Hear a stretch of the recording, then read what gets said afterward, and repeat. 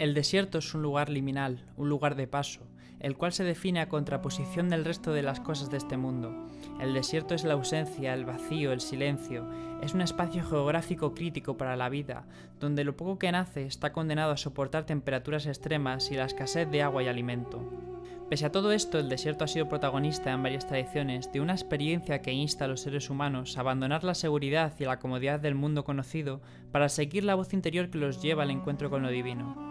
Es esta experiencia la que llamaremos espiritualidad o mística del desierto, una travesía que implica peligros e incertidumbres muy grandes, ya que en el desierto solo hay silencio y soledad, y nada asegura el éxito al buscar a Dios. Sin embargo, el paso por el desierto le ofrece a quien es capaz de arriesgarse el don más preciado al que puede aspirar un ser humano, la libertad. La mística del desierto ha sido tradicionalmente una experiencia de índole religiosa, como iremos viendo, pero aún así esta estancia en el desierto guarda reflexiones muy profundas y esenciales al ser humano.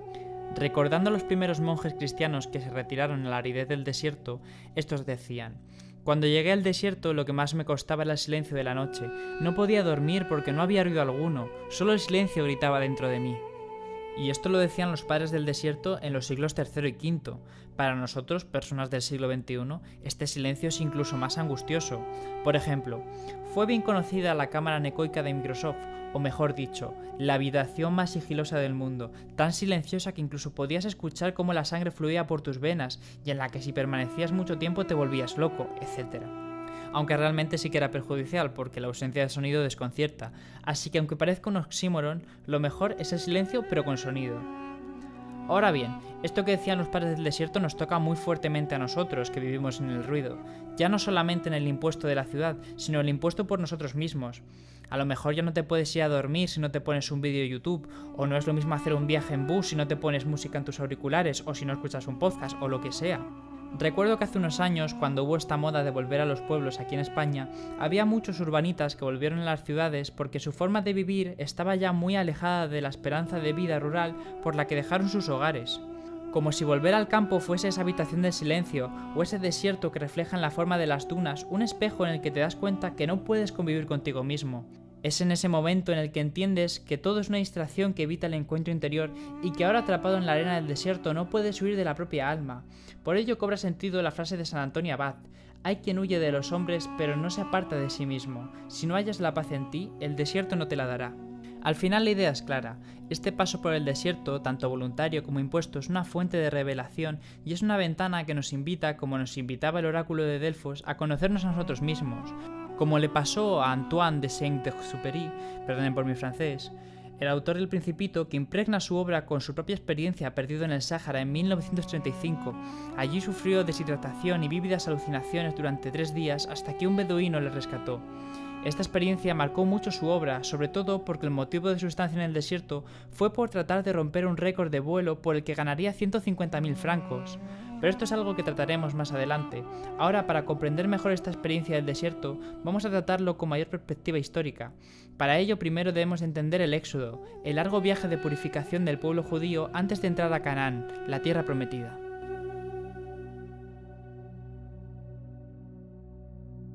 El paso por el desierto es el episodio más importante para entender al pueblo hebreo. Para ello debemos de comprender el peligro que supone para el pueblo judío la entrada en Egipto a partir de la deportación que hicieron los asirios. Egipto es el lugar donde el ser humano se aleja de Dios y de su propia interioridad, al estar inmersos en la religión pagana y los negocios del mundo. Es por ello que Moisés y Aarón piden al faraón que dejara marchar a su pueblo para que sirva en el desierto. Esto debido a que mientras el pueblo judío permanezca en el ruido y las distracciones del mundo, no podrá servir al Señor, ya que no se pueden servir a dos señores, a Dios y al dinero. Por lo tanto, al salir de Egipto no solo están abandonando el mundo en un sentido espacial, sino que lo hacen con el alma, no marchando por un camino físico, sino por uno espiritual, los 40 años en el desierto. Este camino constituye las bases de la creación de la religión judía y su historia se ha consagrado como el relato épico nacional. En este, en resumidas cuentas, seremos testigos de la larga purificación a la que son sometidos los judíos a través de la fe, los mandamientos y el especial mimo que su Dios les ofrece. Este camino es esencialmente purificador, porque sirve como prueba al pueblo de Israel, ya que aunque habían abandonado el desierto, habían abandonado Egipto, no habían abandonado la idolatría, porque todas las veces que se sentían cansados, sedientos y hambrientos, su corazón no se dirigía a Dios, sino que se volvía a Egipto, guardando en sí la nostalgia de aquello que parecía que había saciado tanto a su pueblo durante la esclavitud, pero que realmente no les saciaba, ya que les alejaba del Señor. La entrada al desierto es despojarse de todo lo que distrae, ya que el desierto exige un equipaje liviano. El que se embarque en el desierto debe hacerlo con un equipaje liviano porque todo le empezará a molestar, y es aquí donde se encuentra la experiencia profunda, ya que todo es transitorio. En el desierto solo vas a necesitar aquella fuerza que te impulsó a comenzar el camino, es decir, solo Dios frente a lo transitorio. Entonces cabía preguntarse si los judíos tenían la confianza necesaria en Dios, si tenían la fe para abandonarse en las manos de Dios, alejándose de las falsas seguridades que ofrecen las cosas de este mundo. Pista, no, literalmente construían becerros de oro para adorar al estilo egipcio, aun cuando iba en contra de la palabra del Señor. Además, que no confiaron cuando su Dios les dijo que entraran en Canaán, por lo que siguieron dando vueltas por el Sinaí hasta que se murió toda una generación.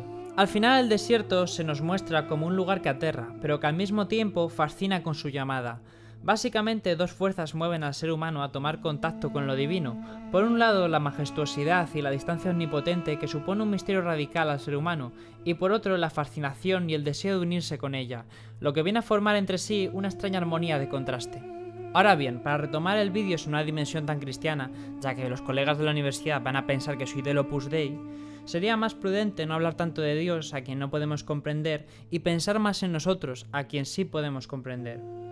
Para ello vengo a traer el ejemplo de Sirat, la última película de Oliver Laxe, que representará a España en la categoría de Mejor Película Internacional durante los Oscars del año que viene.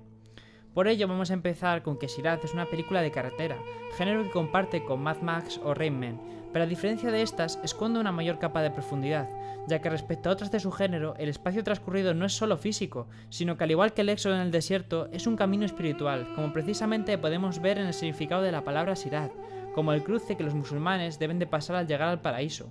Esto se explica precisamente porque Sirat utiliza el símbolo religioso barra espiritual para construir su narrativa, pero esto no significa que sea una película religiosa islámica, sino que se apoya en este concepto metafórico.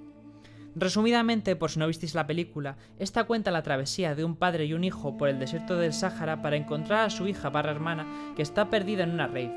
Durante el transcurso de la película nos enteraremos que ha surgido una guerra mundial, pero parece no importar demasiado, ya que siempre aparece en pequeño, opacada por el viaje y los obstáculos que atraviesan nuestros protagonistas, acompañados con un grupo de raveros que ejemplifican la cultura de los outsiders.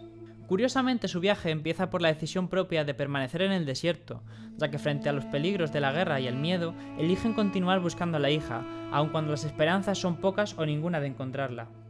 Este paso es el Sirat, el camino que funciona como metáfora de un tránsito entre un estado y otro. En este viaje aprenden de la cultura de los raveros, los cuales experimentan la música electrónica a través del baile y el uso de drogas para sentirse uno con el todo. Momento que relaciona la obra con la tradición sufista, rama del Islam que pone el énfasis en la experiencia interior, priorizando una unión con una forma de divinidad alejada de la idea clásica monoteísta del Islam. Es decir, frente al Islam ortodoxo que diferencia claramente a Dios de la creación, este lleva la idea de Dios a un todo. El concepto pasa de un no hay nada más que Dios a un no hay nada excepto Dios. Esto se ve en paralelismos como el baile y cobrará más fuerza al continuar el viaje incierto del yo, que lleva a cada personaje a abandonar lo superficial para confrontar el vacío, momento en el que podrán pasar a través de lo difícil para vislumbrar lo esencial. Al final tenemos en Sirat la misma dimensión espiritual del desierto como el lugar silencioso y árido donde el ser humano se encuentra a sí mismo y a Dios, como ocurría en el Antiguo Testamento. Aún así, esto ha cambiado mucho entre tradiciones, ya que el concepto de lo divino se ha convertido en algo más cercano al paradigma panteísta, conservando únicamente al espacio geográfico del desierto como lugar de revelaciones mediante la soledad y el autoconocimiento, ya que las sociedades modernas en general han perdido su dimensión espiritual. Hecho que atestiguaba el Principito a comienzos del siglo XX, pero bueno, ¿qué decir? Hablar del Principito es caer en pastiches y tópicos como el de «es un libro que hay que leer varias veces en la vida». ¡Wow! Increíble. ¿Y cuál no? ¿O es que los otros libros no merecen ese trato? ¿O es que no has aprendido nada nuevo que te haga apreciar mejor una lectura?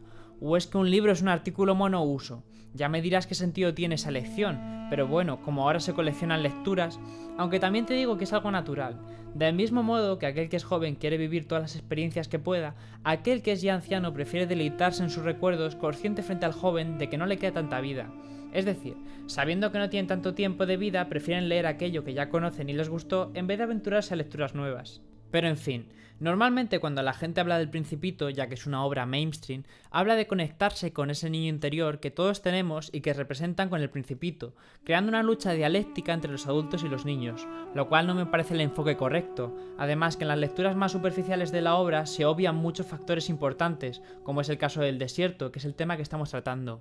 Yo considero que el desierto es uno de los factores más decisivos en la concepción del Principito, y es un factor que la mayoría de las personas pasa por alto. Se enfoca mucho más en las visitas del Principito o en su rutina en el asteroide antes que tratar el viaje mismo por la Tierra. Pero hablemos del aviador, que es un personaje casi biográfico, ya que como dijimos el propio Antoine estuvo en el desierto 3 días enfrentando la vida y la muerte por culpa de un accidente que tuvo moviéndose por dinero. Lo que le lleva una experiencia mística, pero no mística de Dios ni nada parecido, no me vayáis a malinterpretar. A lo que voy a llamar mística o espiritualidad del Principito es una espiritualidad moderna, a la que el autor se ve arrastrado. El Principito nace de un despojo del mundo, de la profesión, del éxito, de la competencia, de todo aquello que el hombre moderno asume como cierto mientras está sumido en el medio, porque nuestro mundo nos impone juicios que tendemos a asumir ciegamente en vez de llegar nosotros mismos a ellos, como puede ser relacionar la felicidad con el dinero o el éxito en tener estatus. Y este punto es muy importante porque la experiencia de Antoine nace por algo tan mundano como el dinero. Así, la espiritualidad del Principito surge por la capacidad de desligarse de lo material, priorizando el sentimiento, la subjetividad a los números, la rigurosidad, como decía en ese famoso pasaje cuando el Principito contaba que a las personas mayores solamente les gustan los números, hasta tal punto que no conciben cosas más allá de los números, cosas más allá de lo mesurable. Es así como se concibe una mística de lo humano, que es íntima, sensible y trascendente en lo cotidiano. Es una visión que va en contra de la superficialidad del mundo, dejando todas nuestras ideas preconcebidas, pero sin que ello signifique un desapego del mundo, sin que signifique hacerte incompatible con la realidad, puesto que esta visión va en contra de los engaños de los bienes materiales, pero no va en contra del mundo, puesto que revela lo esencial que hay dentro de él. Y todo esto es ejemplificado mediante el viaje del Principito a la Tierra y el tránsito del aviador en el desierto, mismo lugar en el que los dos convergen porque al final los dos son perspectivas de lo mismo, ya que ambos deben recordar de dónde vienen para saber a dónde regresar. Y esto experimenta el aviador al encontrar a su propio Principito interior, hecho que no debe interpretarse como un refugio del autor en la niñez, sino una forma de recuperar una dimensión más trascendente que la actual, lo cual también experimenta el propio Principito en la obra a través de su viaje, ya que su experiencia le enseña lo esencial, aquello que el Principito no puede comprender porque es muy joven, pero el aviador tampoco, no porque fuera muy mayor, sino porque era invisible a sus ojos. La obra al final termina mostrando una evolución de los personajes que vuelven allá donde pertenecen, pero ahora habiendo enfrentado una visión que no les ha hecho disociar o hacerse incompatibles con la realidad, sino involucrarse en ella de una manera más profunda que la que habrían podido conocer sin enfrentarse a su estancia en el desierto. Un paso que no es tanto una huida al saturado ruido del mundo, sino que es aquel lugar en el que nos permitimos escucharnos a nosotros mismos, como hizo Antoine y como nos compartió en el Principito. Ahora bien, muchas gracias por ver el vídeo, suscríbete si te ha gustado y dame like y pues ya está. Pues nada, ya está, otro vídeo más grabado, qué guay. Neotenia literaria. Increíble.